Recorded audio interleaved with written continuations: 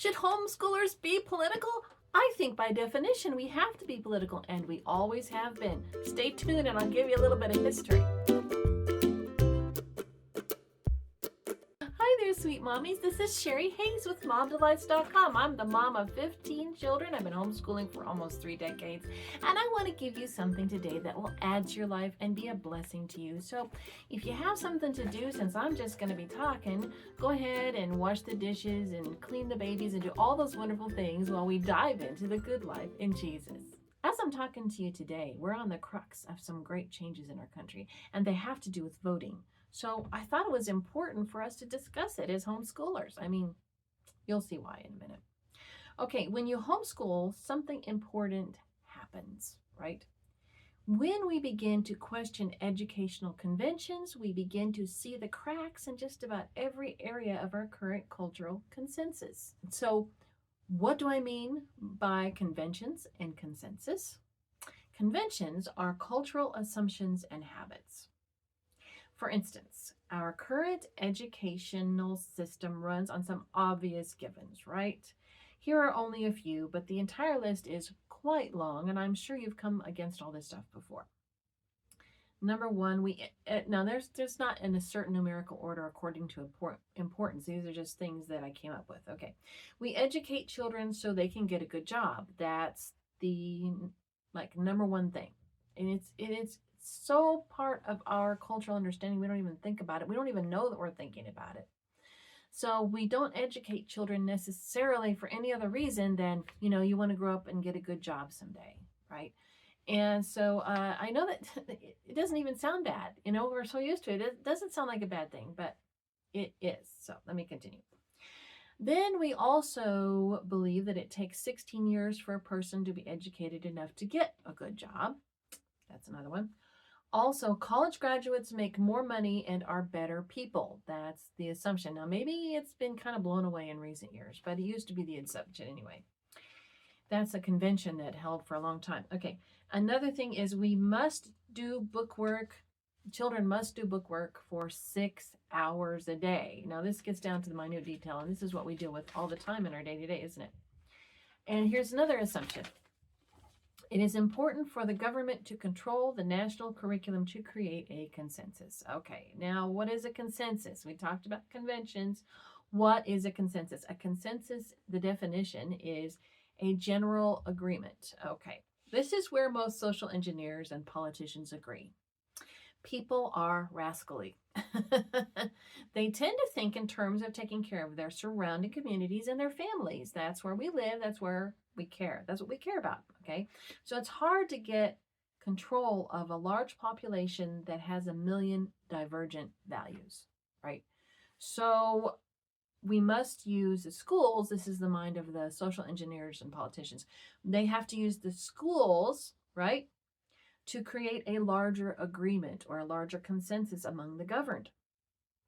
Now, a great example of this that is really apparent is the common school movement that happened when we had a great influx of Italian and Irish immigrants, and so they were Catholics, and our country was mostly Protestant. And so, especially like in New York City, they created the common school, and the common school was there to try and get all of these Catholic families into agreement with our Protestant way of thinking. Okay. Yeah, you look it up, you'll find it. Okay. So we think of it as, well, that's a really good thing. They taught them the English language and they helped them understand what being American was. And, lots of those things are pretty innocent. But there is an underlying idea that was not so innocent. It was about control of the population according to someone in higher authority, right?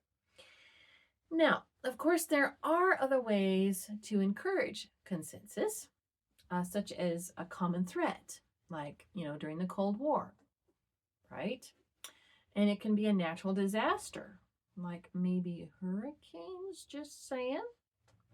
An attack of an enemy, people running across the border, or a pandemic, right?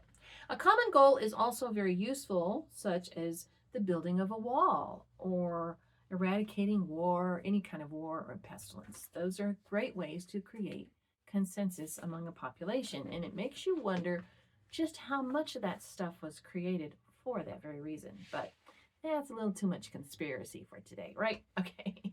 This is a very old idea, actually. And it goes way, way back to the Tower of Babel.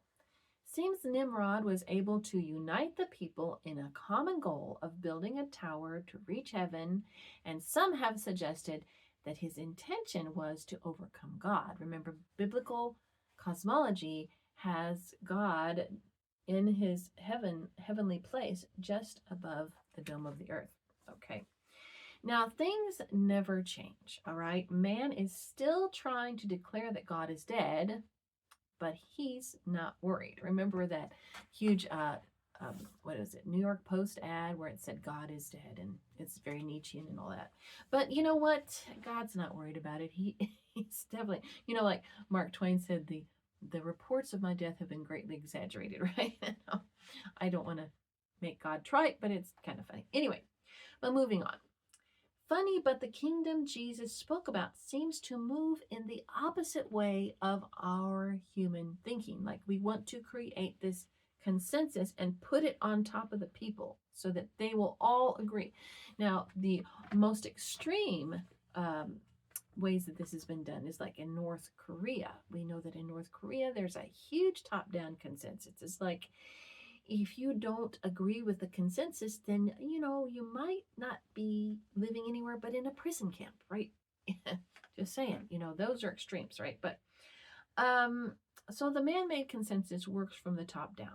We are going to either manipulate you or force you to agree as this group, right? But God's kingdom works differently. Yeah.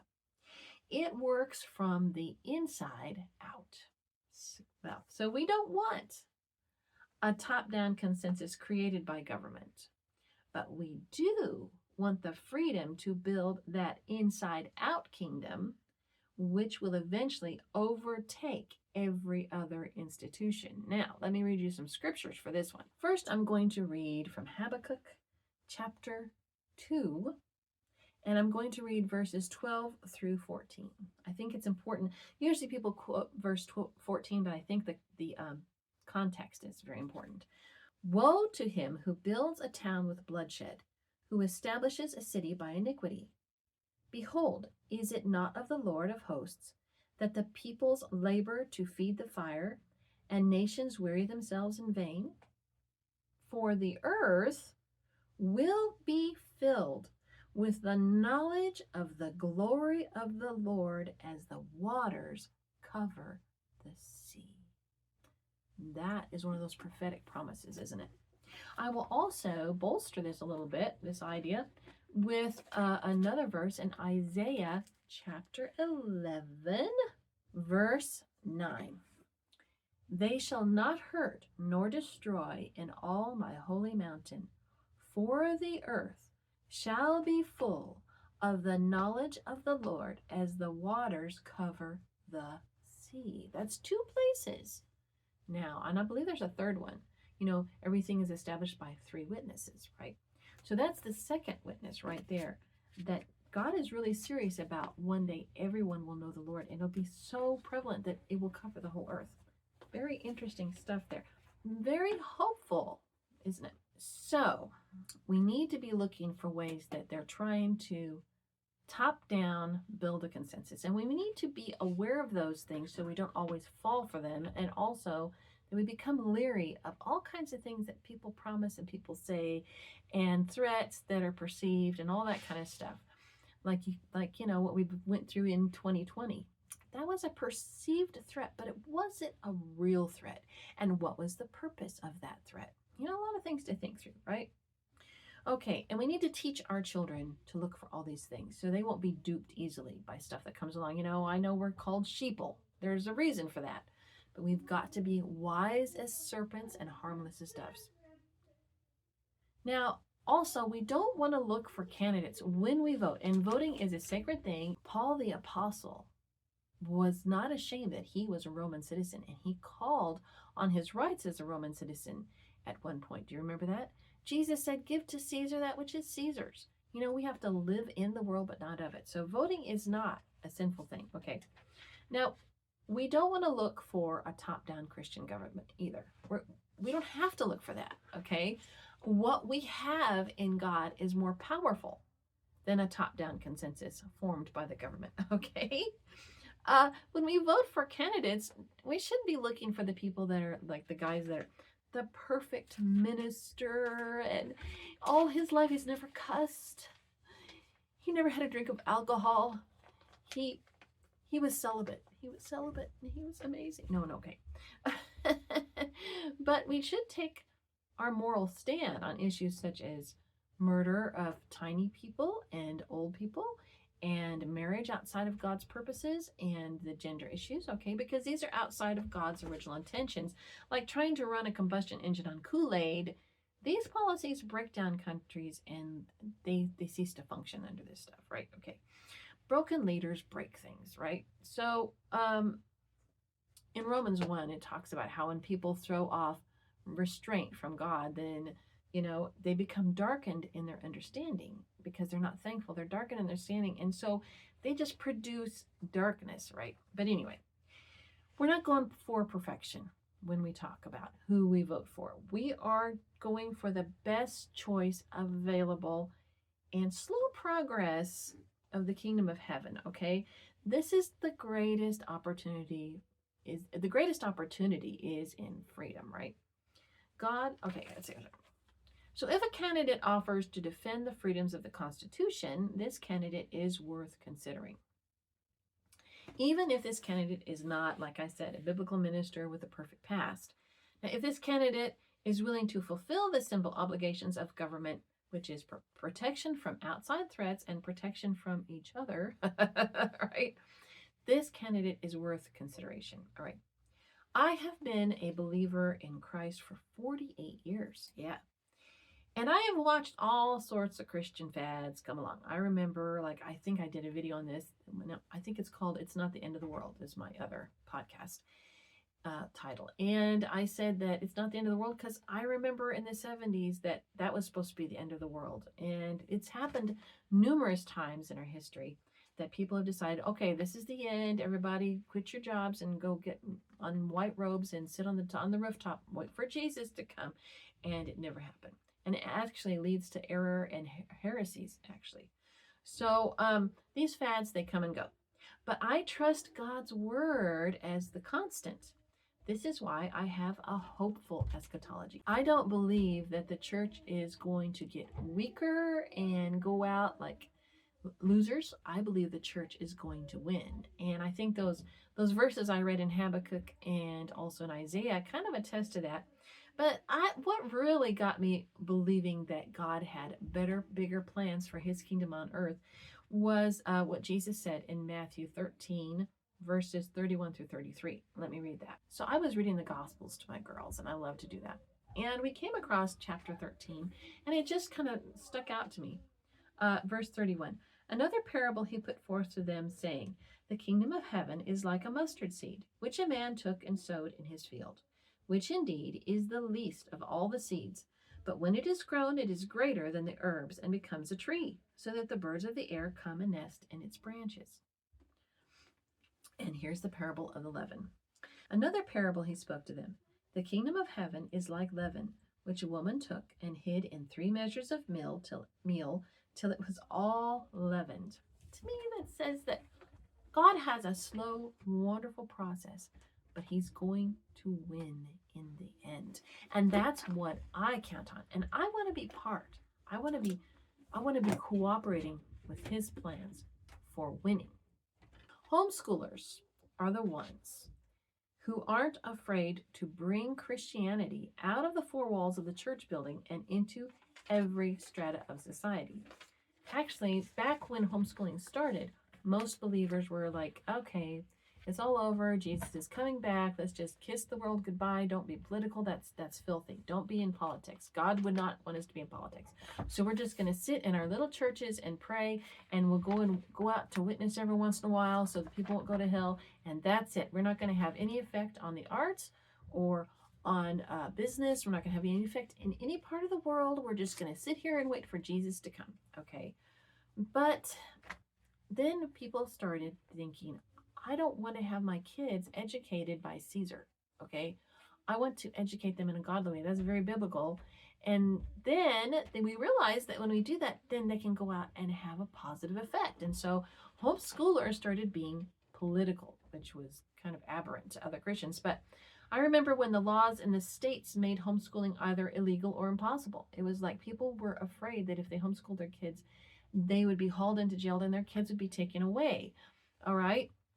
But homeschoolers got savvy and we fought. We fought really hard. We created phone trees. I mean, remember, there's no internet, no cell phones, but a lot of people had phones, right? So we would create ways where we would call everybody we knew. I remember getting calls from everybody I knew and calling everybody I knew. Whenever something in the state legislature came up to where they were either going against homeschooling or they were trying to push something forward that would be positive for homeschooling, we would call all of our relatives and all of our friends. We would bombard the state legislature with calls and letters and petitions and everything. And I got to tell you that the legislative officials got really tired of dealing with homeschoolers. So they knew not to touch us as a group. I'm telling you, it was a serious thing. And so we were able to change. Almost every state in our union now is favorable towards homeschooling. And that took a lot of people being very politically active. I actually knew there were 2 women in the state that I lived in that actually went to our state legislature and lobbied for homeschooling. And they were really sweet ladies. They weren't boss babes or anything, but they just had a reason. They were mama bears taking care of their kids. And so we weren't trying to force everybody to homeschool. That was not our goal. We just wanted to have the freedom to parent our own children in godly ways, or in the ways we saw fit. So we fought and we gained our freedoms, right? And homeschoolers are powerful in this hour as well. Okay. We can vote and we can encourage others to vote, just like we did in those grassroots movements way back, for justice and freedom, so that the kingdom of God can come on earth as it is in heaven, right? Okay. Now, I just published the 2nd Commonplace book. Yes, Commonplace book number 2 is for sale on Amazon. However, I am not making an official announcement until I can give the free file to all those winners of the contest, which I neglected to do last time. I'm so sorry. So I want to give that to the winners of the Commonplace Book Pages contest. I'm going to give them that file first, and then I'm going to write a blog post on my website, momdelights.com, and I'm going to have a free download of the Commonplace book there available for anyone who wants. You don't have to subscribe or do anything. However, it would be a good idea if you did click the notification bell on YouTube for my podcast videos. And also, if you would go to my website and sign up so that you would receive my blog post via email, so that you would know when my freebies come available. Just saying, it's just encouraged. You don't have to do that. You can just go to my website and find it. You don't have to have more junk in your email. I know how awful that can be, but it's just a good way when freebies come up, so you can take advantage of it. So it turned out really pretty, and I'm really happy with it. And hopefully I'll just put like an announcement, and I'll maybe have some pages that you can see that what it looks like on the inside and stuff like that. So I hope that blesses you, and I hope you have a wonderful day. Like and subscribe and stars and all that stuff. Bye-bye.